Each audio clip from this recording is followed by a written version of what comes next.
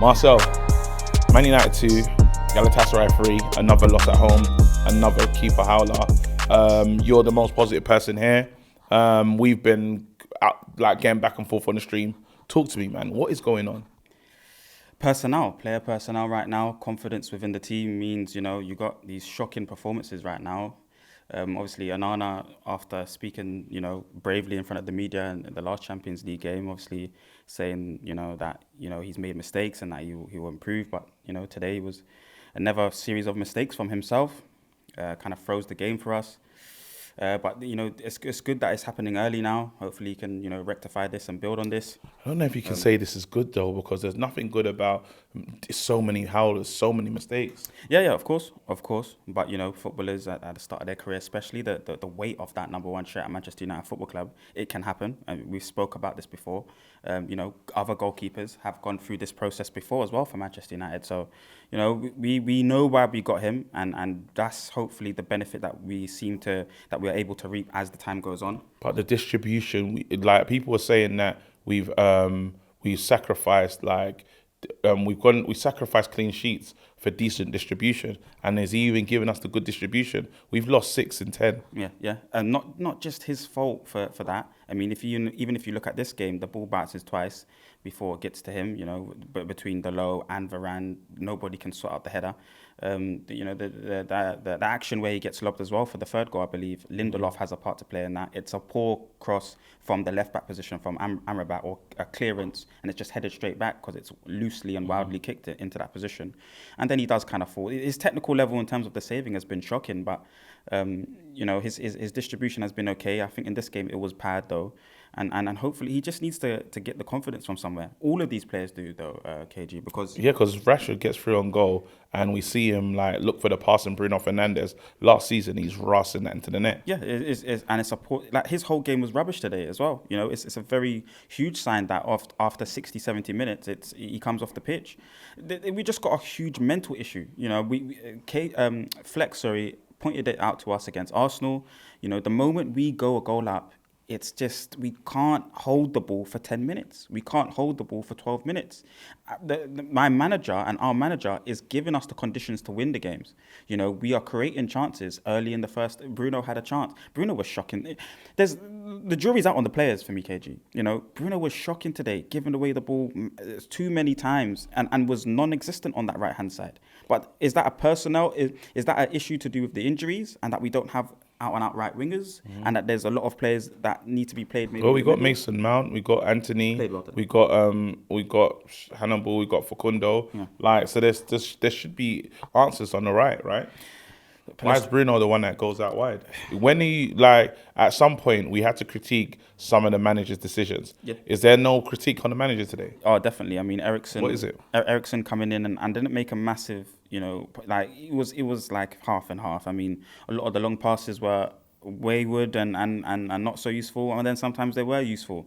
Hannibal gave us a lot of energy, and then we started to get a run through, and we conceded quite a lot of goals in the second half, or the 2 goals in the second half. Ten Hag could have maybe done something quicker to change it. Maybe even started Garnacho and had Rashford come on as the impact player. So yeah, Ten Hag does have some sort of blame to do with it today. But for me, 2 goals from Højlund, the amount of chances that we create, Mount nearly scores a goal, Hannibal's in the way for it. There's opportunities in this game where we should be winning it. So. Again, so, are you starting to get nervous and starting to worry? And then I need to ask you about, is it time that you look at the other goalkeeper? We've seen what Arsenal's done. They saw that Ramsdale. Arteta had a quick look and he thought, let me just bring in Raya, see what's going on. Is it time to say, what, we have to start the other guy? I think David Hayer's been through this as well, There was times where there was massive pressure on him, and it's just about, especially the goalkeeper, just show him a bit of faith. Push through with him. We know what the benefits of having him in goal was for.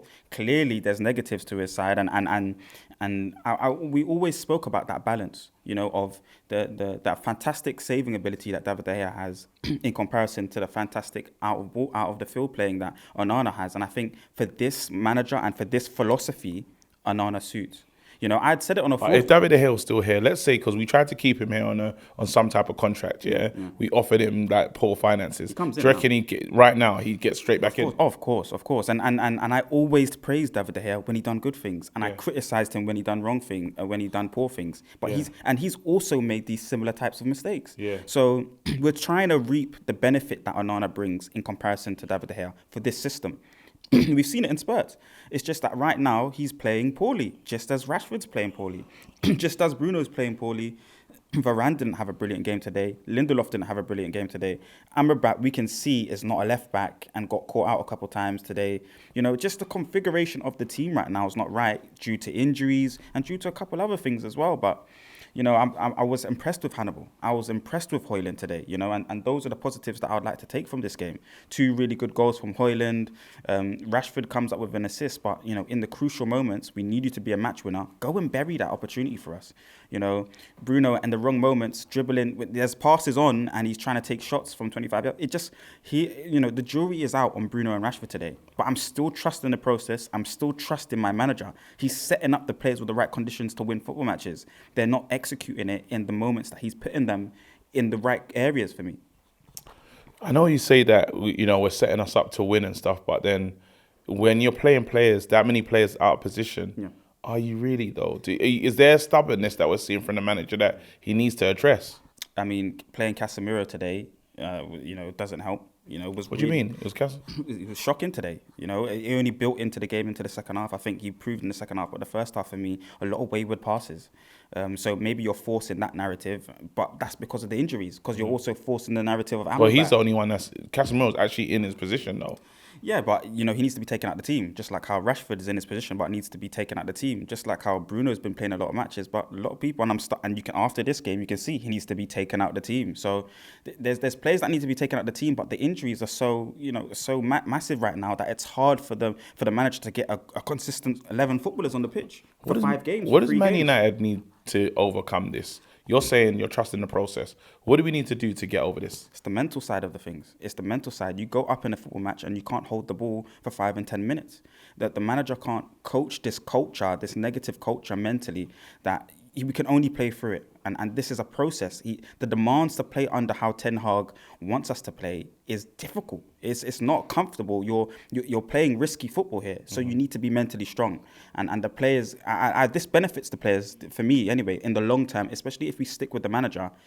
This is important for us to get this process, to understand the difficulty of playing under that kind of pressure, you know, and to make the mistakes and let the weak get whittled out. The weak ones that cannot play under this manager and the demands will get kicked out. We've had a problem with that as well, though, because we still have Maguire and Scott that shouldn't be here. Do you know what I mean? This is not on them today. I'm not saying it's not on them, but there's a it's not just one problem. There's a multitude of problems, you know, and I'm pointing to that because different variables would happen if those things are sorted out. So then the last thing you're saying is we just got to trust the process. Trust the process, bro. Trust the process. All right. Big up, bro.